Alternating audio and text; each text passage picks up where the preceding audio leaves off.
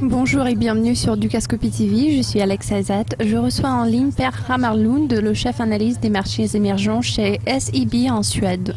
Per, les 18 derniers mois ont été marqués par des turbulences prononcées en Turquie compte tenu des manifestations et de la catastrophe minière. Est-ce que ce sont les seules causes du ralentissement économique ? Cela s'explique par deux raisons principales. Tout d'abord, ce sont les taux d'intérêt plus élevés depuis le début de cette année et le deuxième facteur, c'est le ralentissement de l'économie de la zone euro. Les taux d'intérêt plus élevés se sont reflétés sur la croissance d'investissements étrangers et la consommation.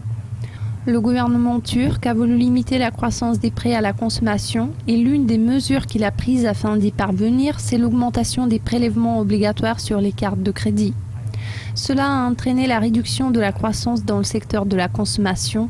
Les investissements ont reculé en partie en raison des taux d'intérêt plus élevés et des contraintes structurelles au sein de l'économie turque, en particulier dans un environnement délétère des affaires en Turquie. Le ralentissement économique de la zone euro a conduit à la baisse de la production des biens d'exportation en Turquie, ce qui a d'ailleurs été aggravé par le ralentissement économique prononcé au Moyen-Orient, qui a également pesé sur la croissance de l'économie turque. De toute façon, on envisage une certaine stabilisation et accélération de la croissance économique en Turquie à un rythme d'à peu près 3% cette année.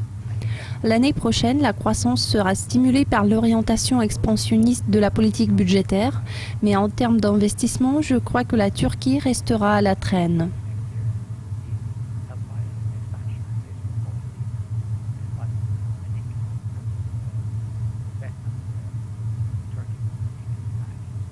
Les tensions géopolitiques sont-elles en mesure d'affecter le secteur du tourisme en réduisant son rendement? Pourrons-nous en juger d'après les données sur les dépenses des consommateurs? Je pense que le tourisme ne pourrait être affecté que si le conflit se répandait à travers les régions touristiques. Mais le problème se situe notamment dans la région sud-est du pays où le tourisme n'est pas développé. Le risque potentiel émane de la possibilité de l'invasion des islamistes à Istanbul, Ankara ou dans les régions côtières de la Méditerranée. Mais je ne pense pas que le tourisme puisse être influencé par des conflits en Turquie. Il est probable que le secteur du tourisme subira un mauvais impact en raison du ralentissement continu de l'économie en Allemagne.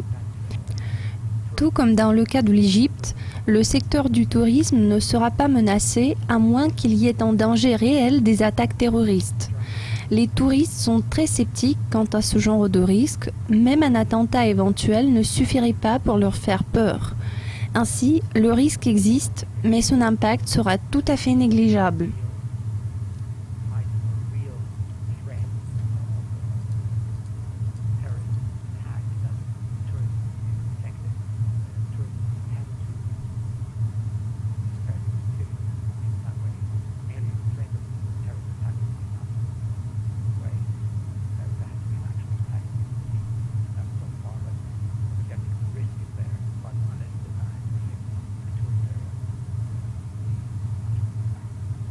La Turquie a déjà dépensé 4,5 milliards de dollars pour les besoins des 1,6 million de réfugiés dont le nombre ne cesse de croître.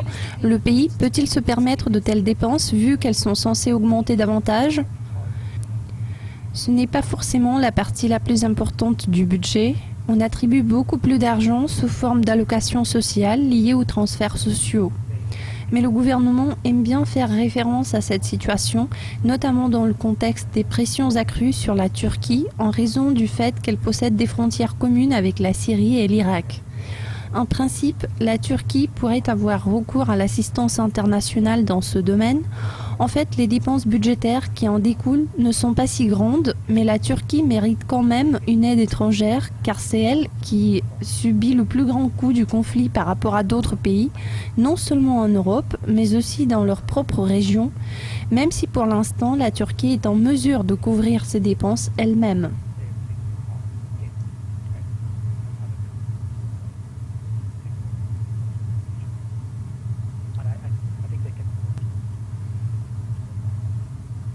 Per, je vous remercie pour vos commentaires. Chers spectateurs, suivez toute l'actualité des marchés financiers sur Dukascopy TV. À la prochaine!